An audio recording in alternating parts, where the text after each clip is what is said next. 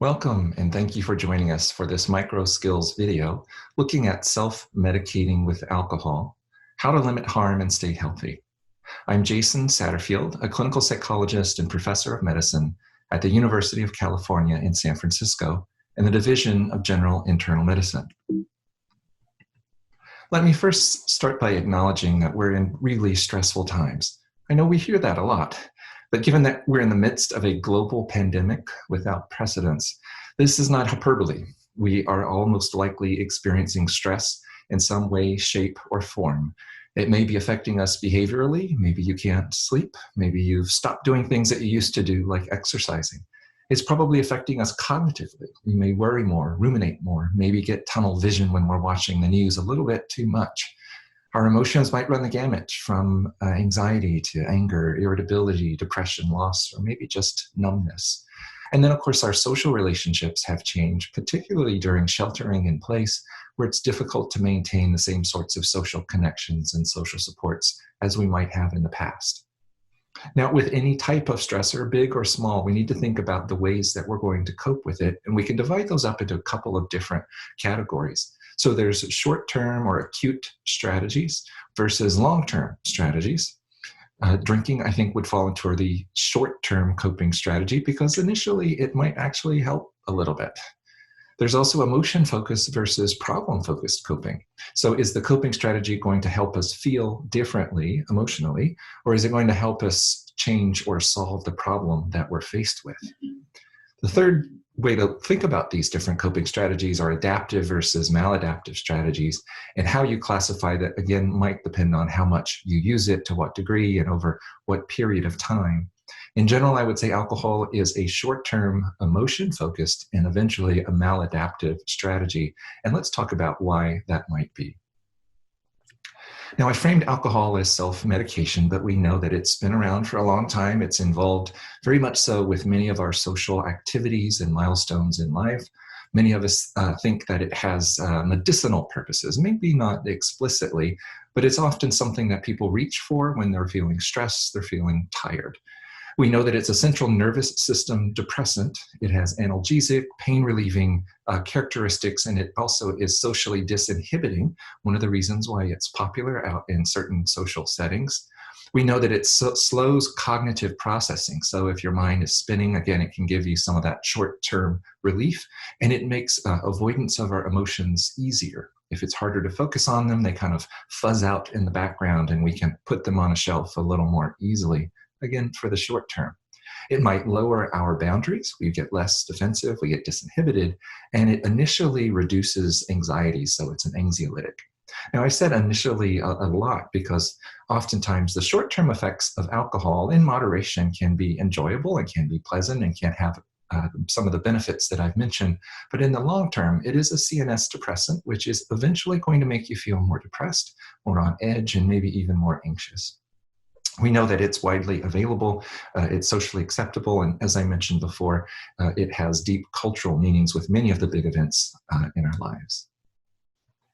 So how much is too much? And if you look at the data, now that folks are sheltering at home, drinking rates have gone up as much as 40%. So that's not just folks who have a pre-existing alcohol use problem, but people that maybe were occasional drinkers are drinking much more, fortunately, these days. The question then becomes, when should we become concerned about that? Here are what's considered the limits or the cutoffs for what would be considered moderate, non-problematic drinking. And this is from the National Institutes of Health, specifically the National Institute on Alcohol and Alcohol Abuse. You can see that it's divided into men and women. For men, moderate drinking means no more than 4 drinks on any day, and no more than 14 drinks per week. So that's an average of about 2 drinks per day. For women who process alcohol more slowly, it's no more than 3 drinks on any day and no more than 7 drinks per week, averaging about 1 drink per day. I will say that for men age 65 or older, those cutoffs change and they're the same as women. As we get older, we're less able to process alcohol. We have more negative effects. There's more potential complications, as well as interactions with medications that people are more likely to be taking when they're older. I often get the question, though, of, well, what is a drink exactly? And sometimes it's a little bit hard to define. So let me show you what is considered a standard drink. So a standard drink would be one 12-ounce can of regular beer. So if you're drinking a pint of beer, that's 20 ounces. So that's almost 2 drinks for a pint. Malt liquor, which has a higher percentage of alcohol, is 8 to 9 fluid ounces, would be considered a drink. A glass of wine is 5 ounces, or it is 1 shot or 1.5 ounces of alcohol. So that would be things like 80 proof vodka, whiskey, rum, gin, or tequila. So again, here are the cutoffs: no more than 4 a day for men, no more than 3 a day for women, or no more than 3 a day for men ages 65 or older. So I'm guessing if you have tuned into this video, you may have some concerns already about changes in your drinking behaviors, and kudos to you for wanting to learn more about it. So I'll just give a couple of brief, concrete suggestions of what you might want to do next. First, we want data, right? We want information. So we want you to do some tracking and self-monitoring of your current drinking habits. This gives you a sort of baseline of where you are today or over the next couple of days in terms of drinking. Now, you can create your own drinking diary, just recording number of drinks per day, maybe when you drink them, maybe a little bit of context around it, or you can use these pre-made drinking tracker cards that are available online. The easiest way, without having to write down this long link, is just to go to Google or any search engine and type in drinking tracker cards, and the link will pop up. They're free. You can download them, print them out, or you can even just save them as fillable PDFs, and you can just do it all electronically. So you want to track how much you're drinking, but you probably want to track any triggers or environmental situations that make you drink more or maybe make you drink less. Because eventually we want you to feel like you have control over engineering, being the architect of your life and your time and your activities. And you can either move towards activities that affect your drinking or maybe move away from them. And we'll say more on that in just a bit. So if we're framing this as alcohol as a way to treat a medicine for stress or anxiety or depression, you also probably want to track your mood and track your stress levels. I think one of the best sites out there is www.healthmeasures.net. That's healthmeasures.net. These are all free. They're all public domain. There are dozens and dozens of different categories. So you might spend some time there looking at what some of your favorite topics are. The surveys range from very short 4 items to very long hundreds of items. There's one for depression that's 4 items, one for anxiety, one for stress. So you can just download those and use that as part of your self-tracking and self-monitoring. So what can you do? Number 2, so if your drinking is in an at-risk range, so you're above those limits, or if you just want to make some changes or maybe reduce the harm, I think it helps to remind ourselves of the reasons why self-medicating with alcohol might circle back and actually make things worse than they need to be. So some of the reasons that people have shared with me in the past about why they find this problematic: we know that although alcohol can help you feel sleepy initially, it ultimately impairs the quality of your sleep. If you drink before bed, it might help you fall asleep, but it won't allow you to stay asleep with quality sleep the remainder of the night. We know that if you're not getting good sleep, your immune system is going to be decreased. At a time when we're in a global pandemic, you probably don't want to do anything that's going to lower your body's ability to fight off viral or bacterial infections. We also know that drinking is associated with weight gain. There's actually lots of calories in alcohol, very little nutrition, and abdominal obesity in particular is associated with drinking more. Of course, there's other physical effects of the next day, the classic hangover, headache, just feeling bad, or sense of malaise. It's important, though, to think about how drinking may derail activities. A lot of people are doing home projects, or they're reconnecting with old friends, writing letters, keeping journal entries. But if you're drinking, it might derail you and keep you from doing something that would help you feel more productive. With the disinhibition, you might notice that there's more emotional lability. So you might be more short-tempered with people that you love, or just less self-compassionate. There's a lack of presence. You have a blunted ability to solve problems, more irritability, possible social disconnection, alienation if you have those conflicts.